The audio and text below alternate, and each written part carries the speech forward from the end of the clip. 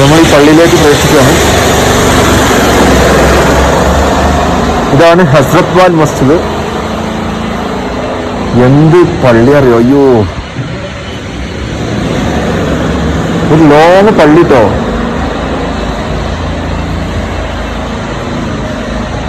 നല്ല കശ്മീരി പലവാനി കഴിച്ചുകൊണ്ട് ഒരു പള്ളിയാണ്.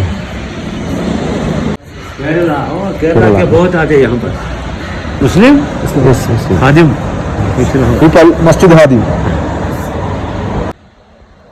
ഇവിടെ എങ്ങനെയാണ് നബിയുടെ മുടി ഇവിടെ എത്തിയത് എന്നുള്ളതിൻ്റെ കൃത്യമായുള്ള ഇത് ഇവിടെ എഴുതിയിട്ടുണ്ട്. എങ്ങനെ അതിൻ്റെ ചരിത്രങ്ങളൊക്കെ. പിന്നെ ഇത് ഏതൊക്കെ ദിവസങ്ങളിലാണ് ഇത് കാണിക്കലെന്ന് വെച്ച് കഴിഞ്ഞാൽ ഈ മീലാദ് നബി, റബീഉൽ അവ്വലിനെ തുടർന്നുള്ള വെള്ളിയാഴ്ച, അതുപോലെ അങ്ങനെയുള്ള ഈ ദിവസങ്ങളിലാണ് ഈ ഒരു മുടി ഇവിടെ ജനങ്ങൾക്ക് വേണ്ടി പ്രദർശിപ്പിച്ച് കൊടുക്കൽ. ഒക്കെ ഇതിൻ്റെ ചരിത്രം ഉണ്ടെങ്കിൽ ഞാൻ മുഴുവൻ വായിച്ച് നോക്കിയിട്ടില്ല. പിന്നെ ഇവിടെ ഒരുപാട് ബോർഡും ഇതൊക്കെ വെച്ചിട്ടുണ്ട്. ഇതിൻ്റെ ഉള്ളിലാണ് ഇതിൻ്റെ ഉള്ളിൽ വേറെ ലോകട്ടോ. അയ്യോ, ഡൊണേഷൻ ഫോർ കൺസ്ട്രക്ഷൻ. ഇവിടെ ധർമ്മപ്പെട്ടിയൊക്കെ ഉണ്ട്, തൊപ്പി. അവിടെ ലേഡീസിൻ്റെ ഏരിയ തോന്നുന്നു. ഇതാണ് മെയിൻ പള്ളി.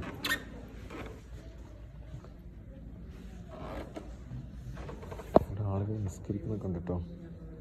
നമ്മളൊരു ശല്യപ്പെടുത്തണമെങ്കിൽ ഇവിടെ ആളുകൾ എത്തിക്കാസിരിക്കുന്നുണ്ട്. മെയിൻ പള്ളി, അകത്തെ പള്ളി ഇതാണ്. എംബാരി ബ്യൂട്ടി.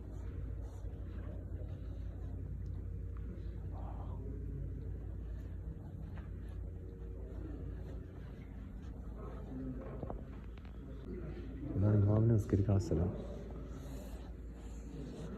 ഒരാൾ എത്തിക്കാസിരിക്കുന്നു. മുകളിലത്തെ നിലയിലേക്ക് നടക്കുക കേട്ടോ. ഓ, ഇവിടുന്ന് പള്ളിയിലെ വേറെ വിശാലമായ കാഴ്ച കാണാം.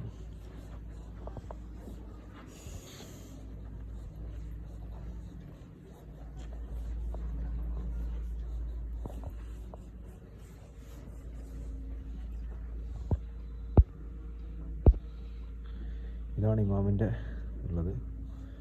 ശരിക്കും നബിയുടെ ആ മുടിയൊക്കെ കാണിക്കുന്ന ദിവസങ്ങളിലൂടെ വരികയെന്നുണ്ടെങ്കിൽ നല്ല ആളുകളുണ്ടാവും. ഇപ്പോൾ ഞങ്ങളിപ്പോൾ ഒരു ഉച്ച സമയം 3 മണി സമയത്താണ് ഉള്ളത്.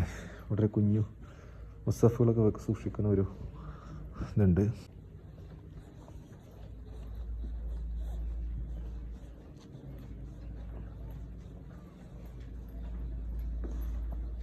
AC പള്ളിയിലുള്ള ഇരിക്കുമ്പോൾ തന്നെ എന്തോ ഒരു ഇല്ലേ,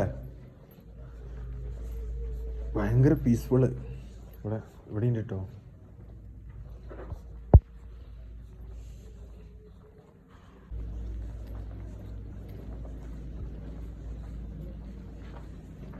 ഇവിടുന്ന് ചെക്കൻ ഇങ്ങനെ നടന്നടാ. ഇങ്ങനെ നടന്നു, പിറകുവശം കാണിക്കാതെ ഇങ്ങനെ നടന്ന ചെക്കന്. ഇങ്ങനെ എന്താ സംഭവം എന്നറിയില്ല. 1, 2, 3 ബ്ലോക്കുകളിലാണ് ഈ പള്ളിയുള്ളത്. വെള്ളം കിട്ടുന്ന ഒരു കൂച്ച ഉണ്ട്. ഇവിടുത്തെ ഒരു കശ്മീരി സ്റ്റൈലാണ്. ഇവിടെ ഇരിക്കാനുള്ള സ്പേസ് ഉണ്ട്. അവിടെ വെച്ച് ഞങ്ങൾ വരുമ്പോൾ മൊത്തം കണ്ട കൂറ്റം കർട്ടണായിട്ട് മറിച്ചിട്ടുണ്ട്. ഇതിൻ്റെ നിർമ്മിത പണി ഡിസൈനൊക്കെ. ഞാൻ വെള്ളം കുടിക്കട്ടെ. ഞങ്ങൾ ഇവിടുന്ന് പോവാട്ടോ. ഇതിൻ്റെ ഉള്ളിൽ വെറുതെ വന്നാൽ തന്നെ ഒരു തരം നമുക്കറിയാത്ത ഒരു ആത്മീയത ഉണരും. ഇതിൻ്റെ അപ്പുറത്ത് ബ്യൂട്ടിഫുള്ളായ ഒരു ഗാർഡൻ ഉണ്ട് കേട്ടോ.